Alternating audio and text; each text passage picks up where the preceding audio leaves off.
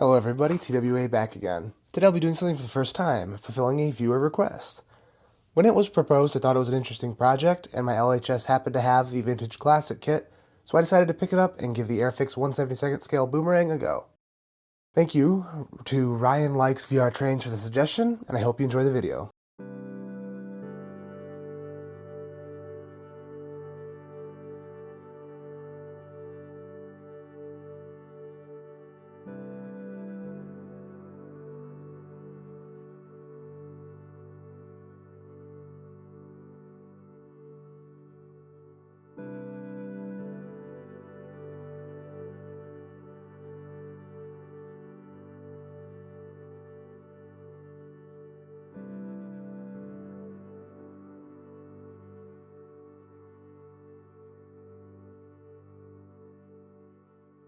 Between the thickness of the canopy and the nature of this build, I didn't really plan to detail up the interior any.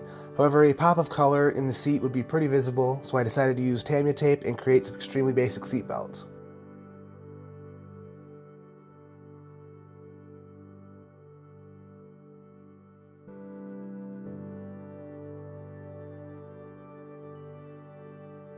I gave the interior a general blast with Tamiya XF71 Cockpit Green.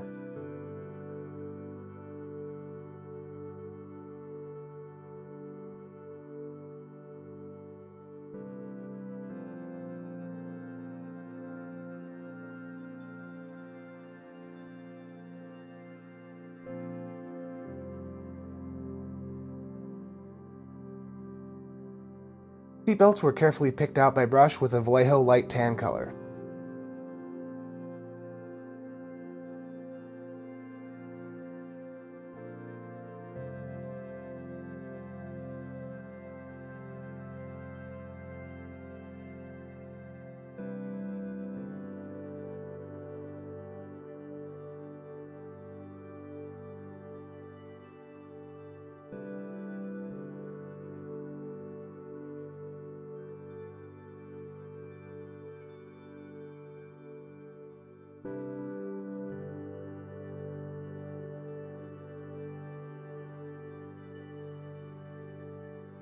And it is at this point that the build began to be a sculpting project more than anything else.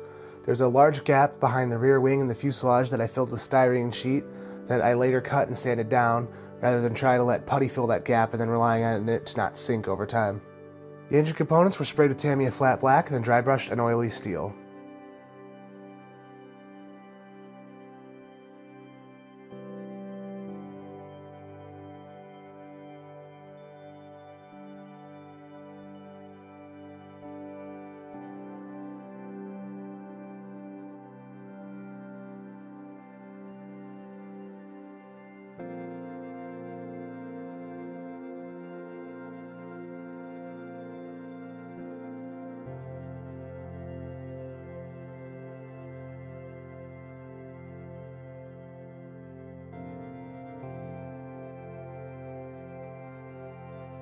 Again, I hadn't planned on detailing this kit at all, but looking at pictures online, the rib between the two wheel wells was very distinctive, and at certain viewing angles it would be quite visible.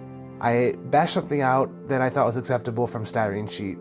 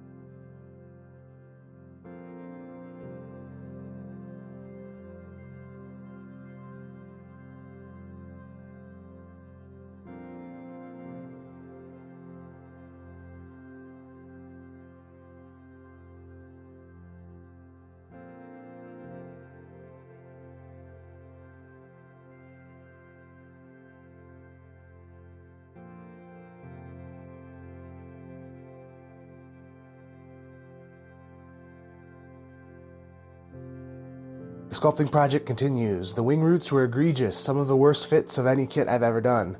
The gap is significant, and to the top of the wing and the bottom of the root are not level with each other either.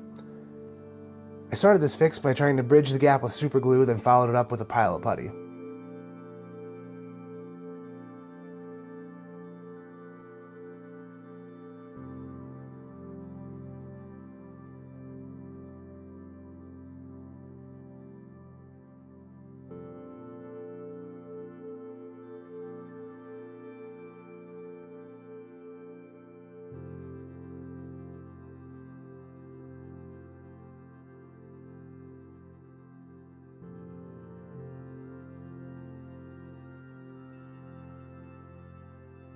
The sculpt continues on the nose. This entire shape was off and didn't jive with the wing, and I didn't really feel great about trying to fix it with putty alone, so I started with a sheet of styrene, did most of my rough sanding and shaping on that sheet, then used putty to smooth it up.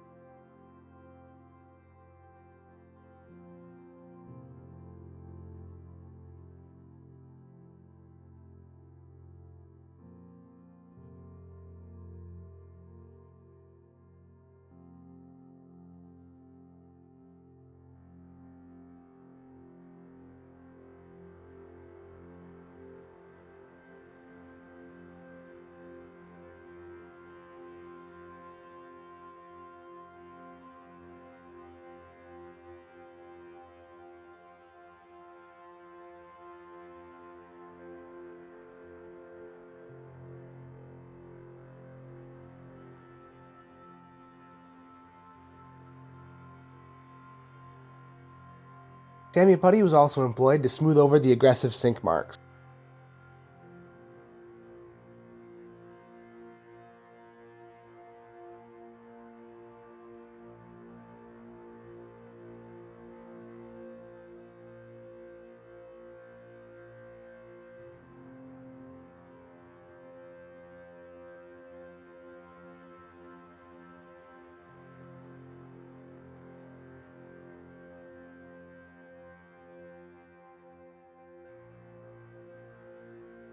I used a pin vise to drill the machine gun ports in the leading edge, which were not present in the kit.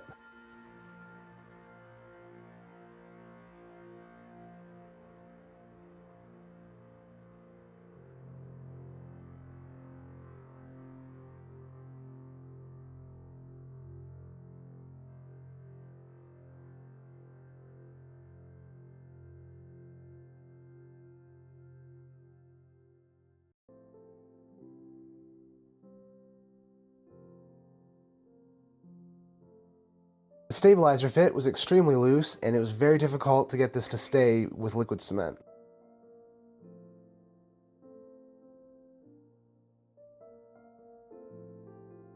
Following a coat of Tamiya light gray primer, I pre-shaded the underside with a Tamiya brown mix. I then painted the underside XF21 Sky.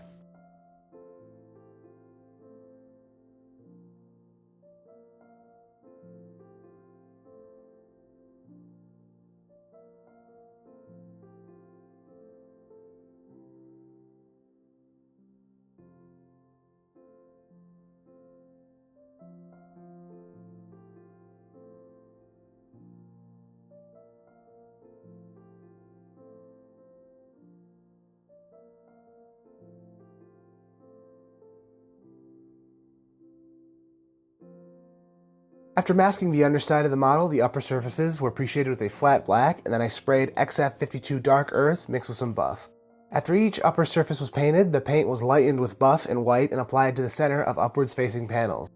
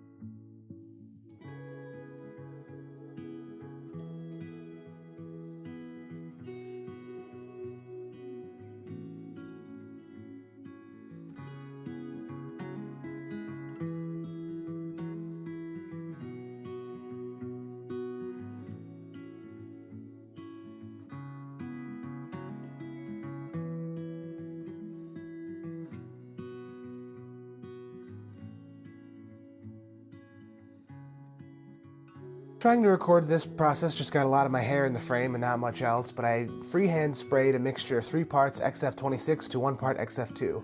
This was mixed with further white to my eye and sprayed in the center of upwards facing panel.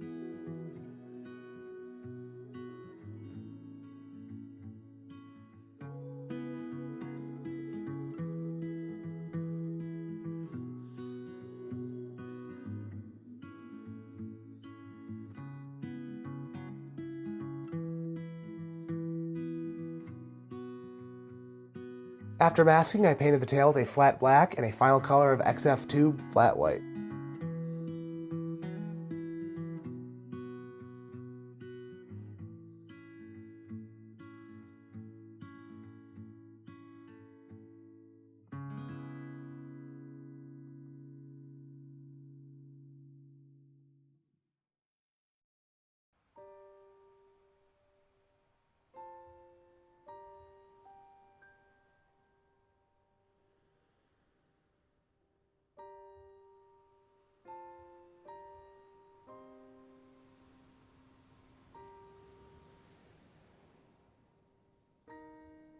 The airframe was given an overall coat of Tamiya Gloss Clear and the decals could be applied. After settling in warm water for about 45 seconds, decals are placed on a layer of microset and then conformed to the surface using a brush of Solvaset.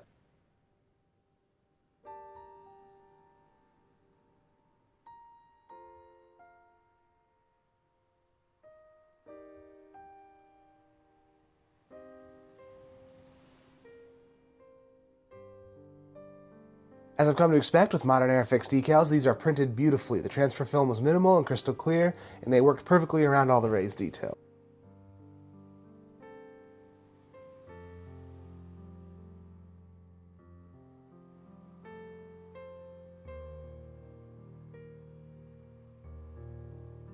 An overall wash of Flory Model's Dark Earth was applied to the airframe. After it set, it was wiped away with water-dampened towel.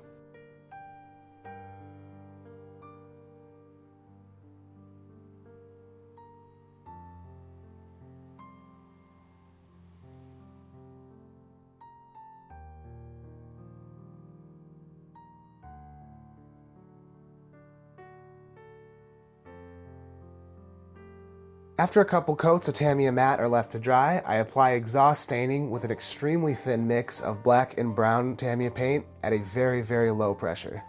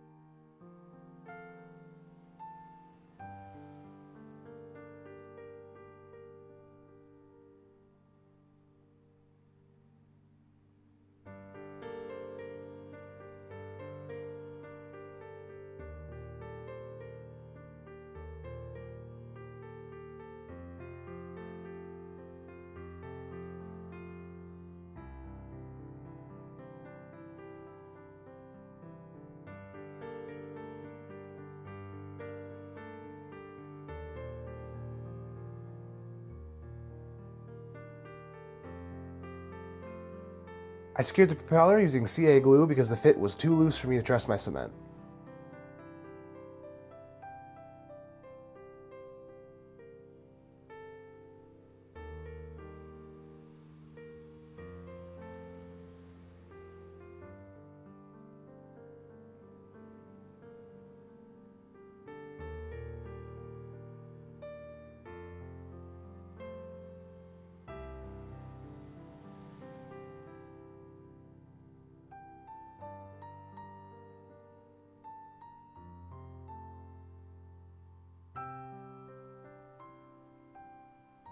I painted the exhaust with Vallejo Hull Red and then brushed it with Tamiya Weathering Makeup Orange Rust.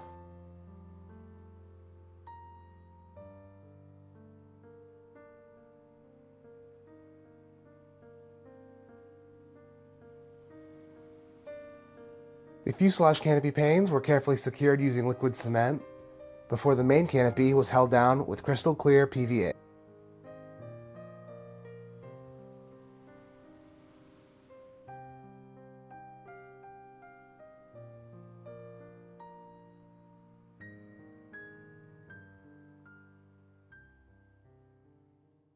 I like the Boomerang. It's a very unique subject, not one you hear much about or see on too many shelves, and for that reason I enjoyed this build.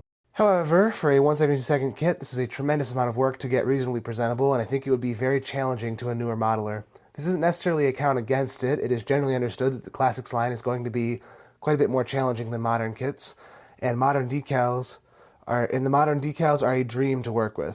A few other options. This is a kit I'd love to see retooled in 1/72 or even better, 1/48. An announcement of that sort would see me pre-ordering in a heartbeat.